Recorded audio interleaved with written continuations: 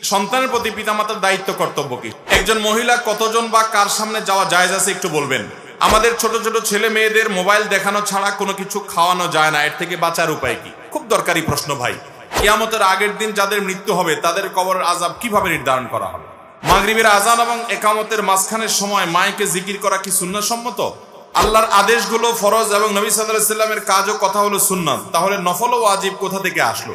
আমরা যারা জেনারেল লাইনে পড়াশোনা করি আমরা কিভাবে দ্বীনের খেদমত করতে পারি? কোরআনের আয়াত অর্থের সাথে যদি হাদিস না মিলে তাহলে কি হাদিস মানা যাবে?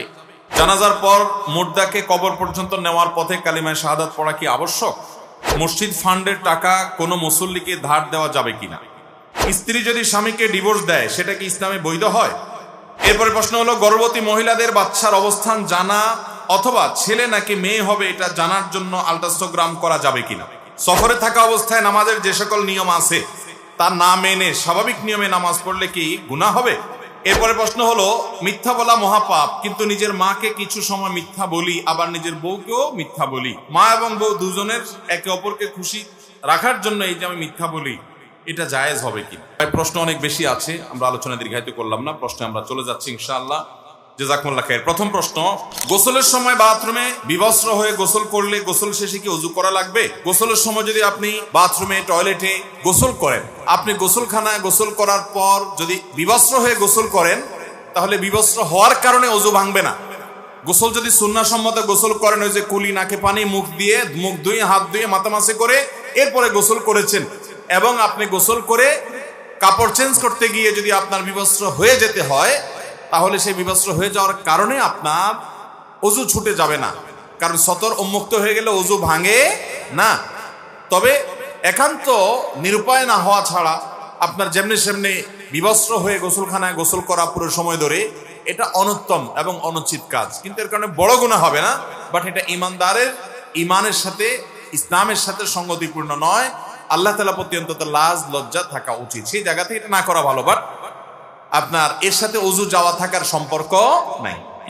সফরে থাকা অবস্থায় নামাজের যে সকল নিয়ম আছে তা না মেনে স্বাভাবিক নিয়মে নামাজ পড়লে কি গুনাহ হবে? অবশ্যই গুনাহ হবে। সফরে আমাদেরকে আল্লাহ তাআলা কসরের বিধান দিয়েছেন, আল্লাহ ছাড় দিয়েছেন, আল্লাহ ছাড় আমরা নিতে বাধ্য। এটা না নেওয়া মানে আল্লাহ ছাড়কে অসম্মান করা। এই জন্য সফরে যখন থাকবো জোহর আসর এশা এই নামাজগুলো 4 রাকাত তালাগুলো কয় রাকাত পড়বো?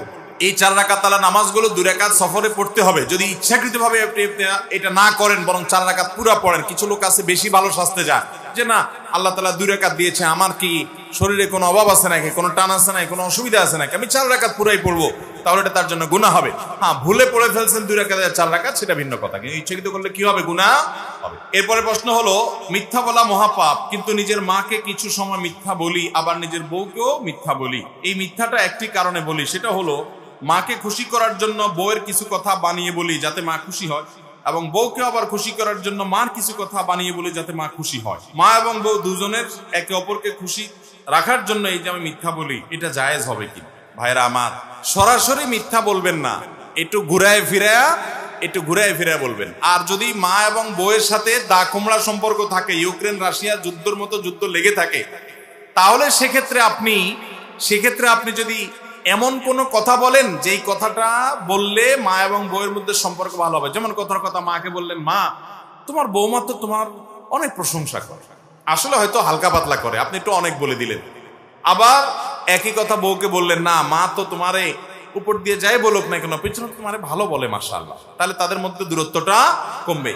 দুজন মুসলমানের মধ্যে মীমাংসা করবার জন্য, অর্থাৎ তাদের মধ্যে দূরত্ব আছে, এই মীমাংসা করবার জন্য যদি কেউ এরকম একটু ঘুরিয়ে বলে একটু, তাহলে সেক্ষেত্রে সেটা নাজায়েজ হবে, কিন্তু বিনা দরকারে ডাহা মিথ্যা কথা বলবেন না। একটা হাদিস আছে বউয়ের সাথে মিথ্যা কথা বলা জায়েজ আছে, এরকম একটা হাদিসে এরকম একটা রিওয়ায়াতের আলোকে এরকম একটা মাসালা আছে। অনেকে এই কারণে বউয়ের সাথে সারাদিন শুধু মিথ্যা কথা বলে। না ভাই, এটা সেটা না। এখানে বোঝানো হয়েছে আপনি বউয়ের সাথে কোন টাইপের মিথ্যা কথা বলবেন, পামপট্টিমূলক মিথ্যা কথা বলবেন। পামপট্টিমূলক মিথ্যা বলা মানে কি? মানে বউকে বলবেন যে তোমার মতো এরকম রূপবতী, এরকম গুণবতী, এরকম আরেকটা মানুষ আল্লাহর জমিনে নাই। আসলে তো সত্য না, এটা এর চেয়ে আরো সুন্দরী মানুষ থাকতে পারে না, কিন্তু আপনি তারে পাম দিয়ে বললেন যে তোমার মতো এরকম সুন্দরী মেয়ে আর না। এখন মহিলারা এই কথা শুনে গেলে তো আপনার পাম ধরে ফেলবে, তাহলে আপনি পলিসি চেঞ্জ করবেন খানাটা খেয়ে বলবেন আহ কি স্বাদ পাইছি সুবহানাল্লাহ, এত স্বাদের খানা কেউ রাঁধতে পারবে না আমার মনে হয়। এটাও মহিলারা জেনে গেছে, তাহলে আরেকটা আইডিয়া বাইর করবেন, ঘুরায় ফিরে দিবেন। এভাবে বউকে ঘুরায় ফিরে বললেন ভালো নিজের সাথে সম্পর্ক রাখার জন্য। আমাদের বেশিরভাগ স্বামীরা এত আচরণ খারাপ আর এত ছেঁচড়া যে ভালো হইলো মহিলারে খোঁচায়, না না এটা কোনো রান্দার জাত হইলো, বলে কি বলে না, এগুলা খারাপ স্বামী। তাহলে ওই রকম মিথ্যা আপনি বললেন স্ত্রীকে যে তুমি চাঁদের চাইতেও উজ্জ্বল, চাঁদের চাইতে কেমনি উজ্জ্বল হয়, তারপরও বললেন। তো এই জাতীয় মিথ্যা একটু ঘুরায় বললেন স্ত্রীকে পাম্পটিমূলক প্রশংসামূলক খুশি করার জন্য। একই কথা স্বামী স্ত্রী একে অন্যকে এভাবে ভালোবাসার কারণে করবে বলবে, এটা জায়েজ আছে। কিন্তু এর মানে এই না বাজার থেকে শাড়ি একটা কিনে আনছেন 1000 টাকা দিয়ে, আইনা বললেন জানো এটা 5000 টাকা দিয়ে কিনে আনছে। ওই রকম মিথ্যা কথা যদি বলেন তাহলে ওটা জায়েজ হবে না, মিথ্যা হবে। তাছাড়া এরকম মিথ্যা যদি আপনি বলেন, ওই মহিলা আপনি ট্যাগ যদি তুলতে ভুলে যান, কোনোভাবে যদি ট্যাগটা দেখা যায় যে এটা 1000 টাকা দাম, তাহলে মায়ের ট্যাগটাও নিচে পড়বে। বলবে না যে মিথ্যুক, সারা জীবন আমার সাথে মিথ্যা কথা বলে গেছো।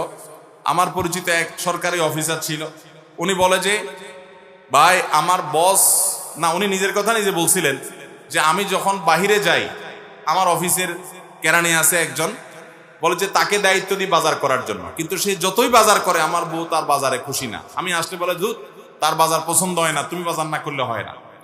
তো এখন কেরানি বলতেছে স্যার এত কষ্ট করে বাজার করি, এত দুইজনই সামনে, আমার সামনে ঘটনা, দুইজনে কেরানি বলতেছে স্যার এত কষ্ট করে বাজার করি, বাজারের সবচেয়ে ভালো জিনিসটা আনি, আপনি প্রভাবশালী সরকারি অফিসার, দোকানদারদের বলি খবরদার স্যারের বাজার, ওরা সব ভালো জিনিসটা দেয়, তারপরও ভাবি আমার বাজার পছন্দ করে না। কাহিনী দেখে আপনি কি দিয়ে বাজার করেন যে আপনারটা এত পছন্দ করে, আপনার চাইতে তো আমি আর ভালো বাজার করি আমার জানা মতো। তখন ওই স্যার আমার সামনে বলতেছিল শুনো তুমি এই মহিলা কিভাবে খুশি করবা, আমি গোশত 2 কেজি আনি বলি 1 কেজি, আর মাছ যেটা 2000 দিয়ে কিনে ওটা বলি 1000 টাকা, তুমি তো 2000টার 2000 বলো, 1 কেজিটা 1 কেজি বলো। তো সে 1 কেজি 2 কেজি গোশতের 1 কেজি দেখে অভ্যস্ত, সে তোমার প্রিয়র 1 কেজি সত্য কথা দেখে কিভাবে খুশি হবে? সে তো মনে করতেছে তুমি কম গোশত আনছো, মিথ্যা কথা বলছো। তো এইরকম 2 নম্বরই করা জায়েজ হবে না, মিথ্যা হারাম। এরপর প্রশ্ন হলো মেয়েদের চাকরি করা উত্তম নাকি বাসায় থাকা উত্তম? আমরা এমন একটা সময় এখন আছি, এমন একটা সময় আমরা পার করছি যে এই সময়ে পৃথিবীতে আমরা মনে করি যে না শুধুমাত্র পুরুষরা কেন বাহিরে বের হবে, মেয়েরাও বাহিরে বের হবে, তারাও বদ্ধ ঘর থেকে বের হয়ে তারাও জগৎটাকে দেখবে, জগতের সব কাজ করবে। ভাইরা আমার, একজন নারী তিনি ব্যবসা বাণিজ্য বা কাজকামের জন্য পর্দাপোশিদা ইসলামের গণ্ডি এবং সীমানার শর্তগুলো মেনে যদি তিনি বাহিরে বের হন সেটা নাজায়েজ না। এবং তিনি বাহিরে কোনো কাজ যদি করেন ইসলামী শরিয়ার নীতিমালাগুলোকে মেনে চলে যদি করতে পারেন, সে সুযোগ থেকে করতে পারেন, জায়েজ আছে। কিন্তু ইসলাম মৌলিকভাবে বলে, আল্লাহ কোরআনে বলেছেন ওয়াকারনা ফি বুয়ুতিকুন্না, মহিলারা ঘরের ভেতরের সাইড দেখবে আর পুরুষরা দেখবে কোন সাইড, বাহিরের সাইড। দুইজন দুই সাইড দেখলে সেখানে বারাকা নাজিল হবে, সেখানে সুখ এবং শান্তি সমৃদ্ধি অধিকতর পাওয়া যাবে। এটাকে আমাদের ইসলাম বিদ্বেষী সেকুলার বন্ধুরা অস্বীকার করে, তারা মানতে চায় না। কিন্তু মজার বিষয় হলো তাদের বিভিন্ন বক্তব্য থেকে সেটা আরো বেশি প্রকাশিত হয়।